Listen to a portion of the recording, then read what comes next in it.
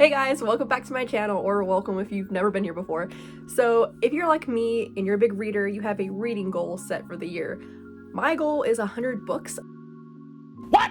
It's the beginning of July when I'm filming this, and I meant to post this in June. I didn't, whatever, it's fine. Right now, Goodreads says I'm 3 books behind schedule. I have read 22 books this year so far, and I'm going to go over all of them. Quick note, I know the lighting in here sucks. I am still working on my reading nook. It will be done. I really hope it's gonna be done this month. I want it to be done. I want the lighting to be better. It sucks to read in here, and that's the whole point of a reading nook. So I will hopefully get it done, and the background will be better. I have a better place to film because my plan is to start posting more videos, especially book content videos. I'm gonna try to go chronologically, so starting in January, what I read in January, and then, you know, all the way up till what I'm reading now, currently in the month of July. So we'll start like that. There's gonna be a couple that are in series or I'm rereading, so I'm just gonna say them both at once. Okay, so starting out, the first book I read and finished was in January, and it was Twisted Games, which is the second book in the Twisted series. I did actually annotate a little bit. I don't really remember that. Probably just a couple quotes. This wasn't like a full-on annotating like I do with other series, as you'll see. But I did read Twisted Games. I've only read Twisted Love. I don't own the rest of the series, and I did like Twisted Games more than I like Twisted Love. I haven't figured out if I'm going to continue the series or not.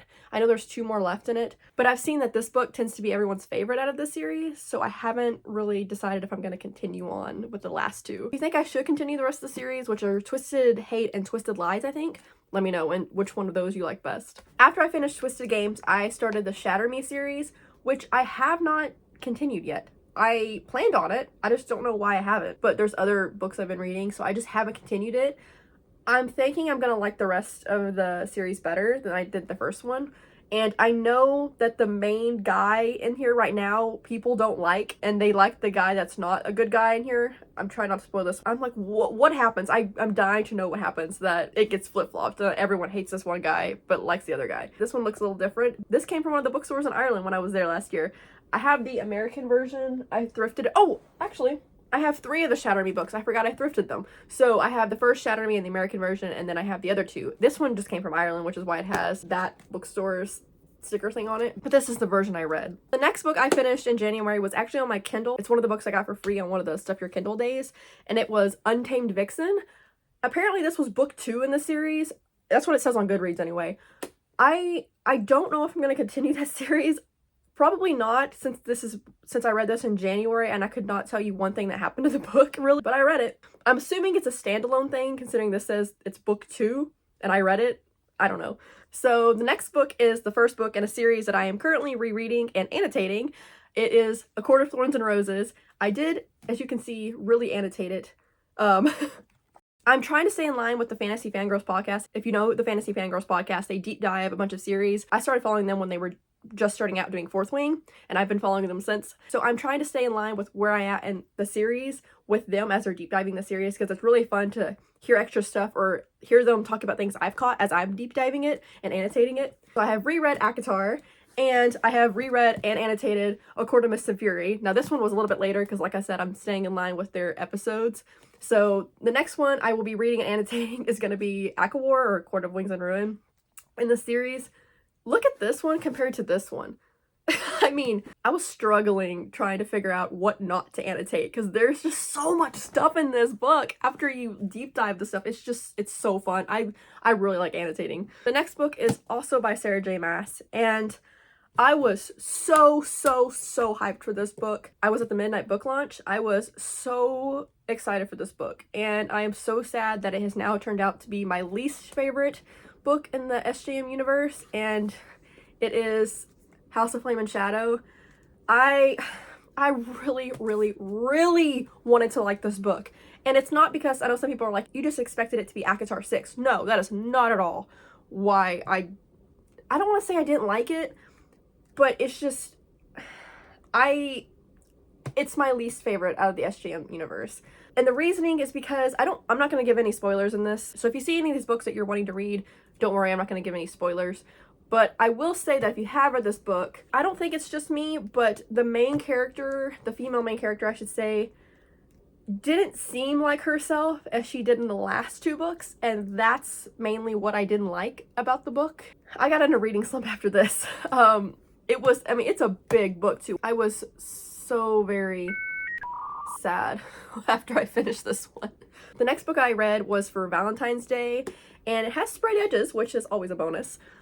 But I also didn't really like this one, and I hate saying I don't like books. So when I say that, I'm not saying it was a bad book by any means. I'm just saying I didn't like it personally. I did read this for Valentine's Day, and I think it's just a little young for me, if that makes sense. And I'm not saying that because there's no like smut in it or something. I honestly don't remember if there was or not. I don't think there was. But because I think it's YA, and I didn't know that when I picked it up. So I think I went into it thinking it's going to be more probably like college age people, I think. But the girl ended up being in high school, and that just kind of threw me. But I couldn't really get into it. I don't know why. It has like the Groundhog Day theme going on in it. There's a Supernatural episode where Sam's reliving Tuesdays over and over again. Yesterday was Tuesday, right? But today is Tuesday too. Yeah. No, good. You're totally balanced. It's an amazing episode. So it's not like that I didn't like the Groundhog Day thing. That's not saying by anything that if I say I don't like a book, that does not mean you should not read it. I'm never saying that. It's just for me personally, it wasn't my kind of thing. That's not saying I don't like YA. That's not saying it at all. The Hunger Games is my favorite series of all time, and that is considered young adult. That's not the reason why I didn't like it. I don't know. I don't know why, but I do like straight edges. So I've heard good things about Lynn Painter, so maybe I'll try a different book. This one just wasn't for me personally. The next one is by an author I have read before, and it's Carissa Broadbent, and it's The Daughter of No World. So I have read the Crowns of Nyaxia series, or the duology, I should say. I haven't read Six Scorched Roses or the new book that's coming out, which I am so excited for, but I do own them. And actually it's the indie versions because I bought and read them when they were still being indie published. But anyway, I read Daughter of No Worlds, and I do own the second one. I just haven't started it yet. These are all going to be books I read in the month of March because for some reason I read so many books in March. No idea why, don't idea how I did that, but I did. This next book I got as a PR package. It's not, I don't know if it's technically an ARC read, it doesn't say advanced reader copy on it, but I did get it as a PR package just so that's out there. But it's When the Moon Hatched, and I did annotate it a little bit, you can see, as I was reading it. And I read this, I got this I think in January as the PR package, and that is by far one of my favorite PR packages. It had a dragon egg in it. That was by far, I think, one of my favorite PR packages I've received. The twist in it, I did not see coming. It's a little different how Sarah does the world building. You have a glossary in there, so you can flip back to see what certain terms mean, which is really helpful. You don't have to try to remember everything. And the way she kind of describes the world, it's not explaining it to the reader necessarily. It's just kind of like, oh, this is a thing. Again, I'm trying not to give any spoilers, but here's this thing, and then you have to figure out, you don't know what it is, but the character already knows what it is. So you're kind of figuring it out as you're getting into the world. It's a really cool way of getting the world building, and you have the glossary to reference too. So yeah, this is definitely a book I would recommend. Next up is Book Lovers by Emily Henry. This is the first book I read by Emily Henry, and some people didn't like this book. I liked it. This is the first one I read by her. I even marked a couple things too. You can't really see in this lighting, I know it sucks, but I did do, there you go, now you can kind of see. The little annotations, just a funny quote. I didn't do full on annotating like you saw what I did with ACOTAR. Sometimes I just mark a couple lines that I like. But I like this book. It's a really good palette cleanser, and I know some people use palette cleanser as an insult. That's not what I mean when I say palette cleanser. I'm just gonna put that out there. What if I say that, it's because I'm reading it in between fantasy series, and it's just a quick, easy read. And when I say easy read, I'm not meaning that as an insult either. I'm saying it's not complex with the world building because it's in our world. You don't have to understand a magic system or the way things work. That's what I mean by that. And it's a standalone book usually. So that's what I mean when I say palette cleanser. Next, we have Bribe by Ali Hazelwood. This is also the first book I've read by Ali Hazelwood. And I know these are really popular authors, but I just haven't read them yet. I know some people are like, oh, it wasn't the greatest because this is her first, step into fantasy, I guess, but I really liked it. I've never read any other Ali Hazelwood books, but I'm going to after this one. And I hope, honestly, that there's going to be a second one in this series, even though it's a standalone. I hope she makes a second book. I don't really read a lot of dark romance, and I don't know if people would really consider these dark romances. I probably wouldn't, because I would think of like Haunting and Hunting Adeline as dark romance, and I don't really like those books. Again, if you like those books, that's not a diss at all. I just don't personally like them that much. You do you. I'm just gonna tell you these three at once because they're both kind of in the same genre, and I liked all these books. I read, in this kind of genre, darker romance, I guess, genre, I read Neon Gods, which I am gonna be continuing this series. I think I own one of the other ones in the series. I don't know which one it is. I don't remember. And then I read Butcher and Blackbird, which if you saw my skit with the bookstore Karen, this was the book I was using. I really like this book. It was really funny. I liked it. And I have Leather and Lark, which is one of my next reads because I'm so excited to get to that one. This book is very kind of traumatizing, but it's very funny, and I highly recommend it as long as you read the trigger warnings. And then the next one is Rhapsodic, which I haven't decided if I'm going to continue the series. For this book, usually I just read physical books. This one I did do kind of a dual, listen to the audiobook sometimes read it. I remember I was cleaning my apartment when I was listening to this book. So I did like it. I haven't really decided if I'm going to continue the series yet. If I should, let me know.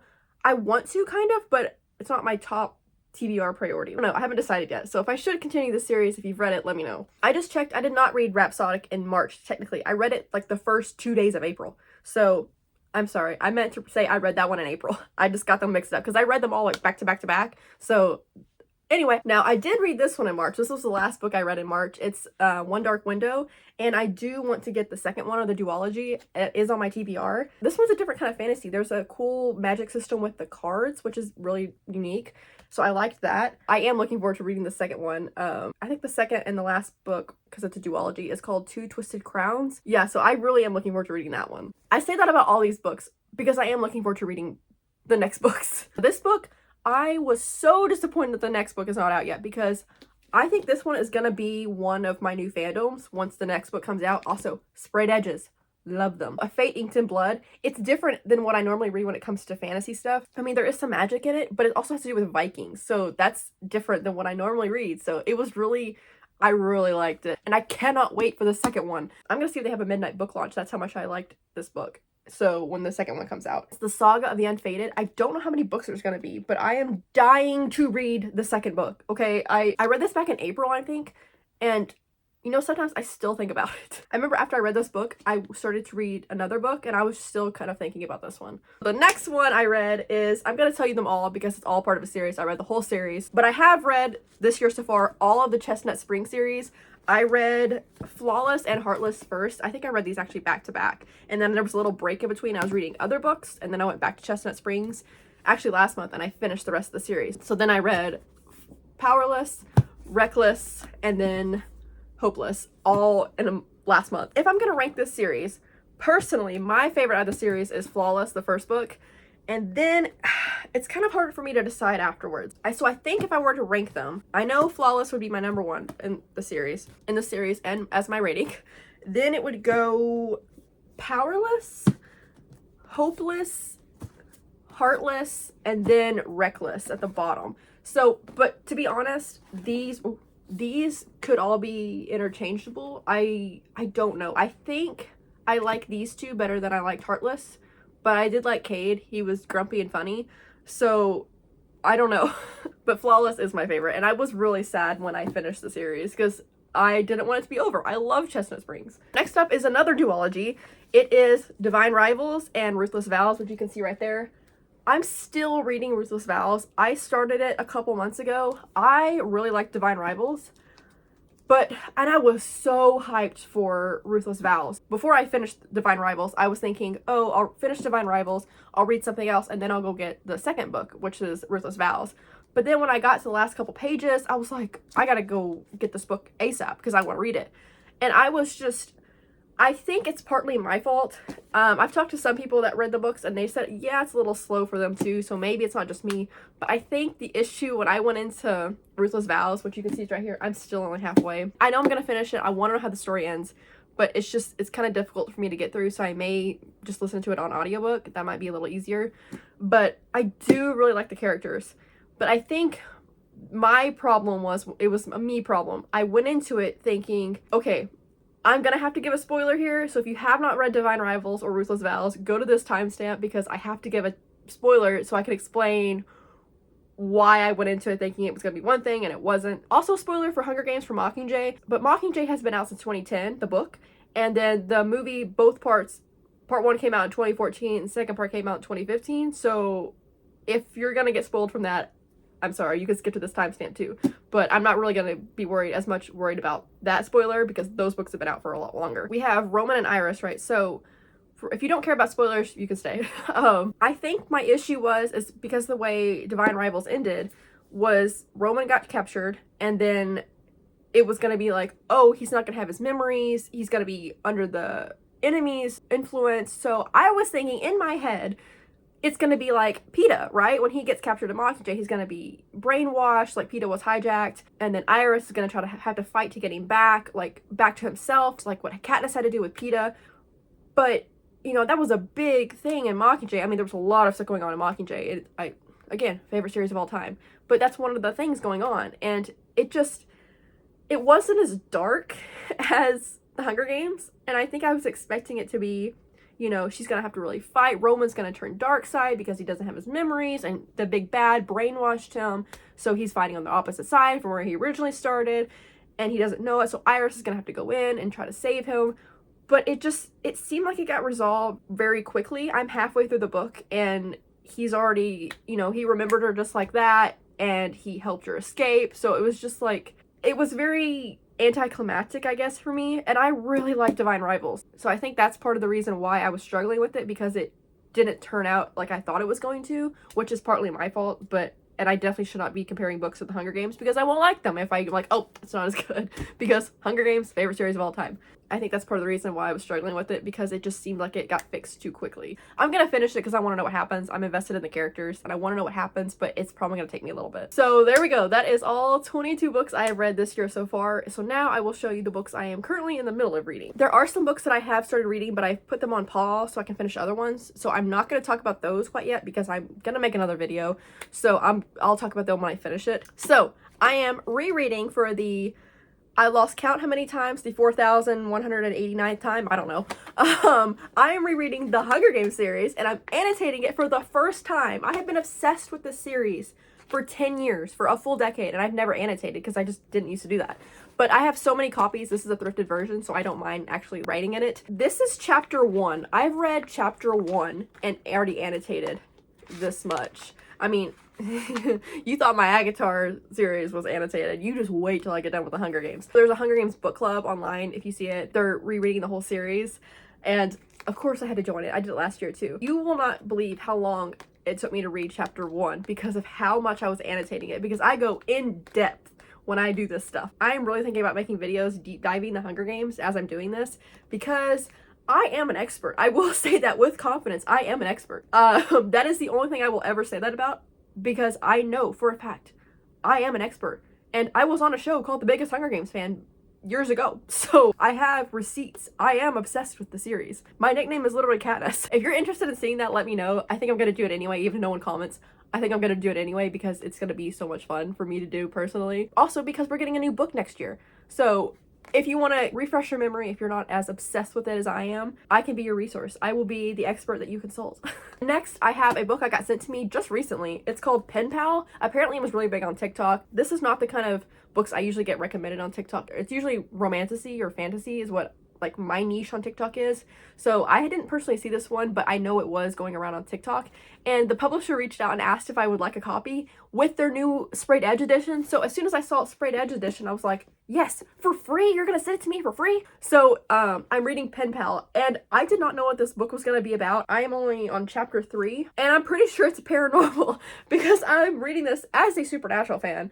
I'm like, girl, you need to be calling the Winchester brothers instead of Electrician, because there's some ghost stuff going on in here. Those are all 22 books I have read this year, and the 2 books I am currently reading. Next up, I am going to be reading / annotating Horde of Wings and Ruin, with the staying in line, like I said, with the Fantasy Fangirls podcast as they're deep diving. I'm going to be staying in line. I'm going to try to control myself and not just fly through the series like I normally do with the Hunger Games book club, so rereading the whole series. I'm going to be annotating that one, which is going to be even more in depth than what I do with Akatar. If you guys like this video, like it, subscribe. I have a TikTok, which I normally post on. I'm a lot more active on TikTok if you want to go follow me over there. I have it all linked to the description below. And on here on my YouTube channel, I post shorts every Saturday. Sometimes I added in a couple extra days I post.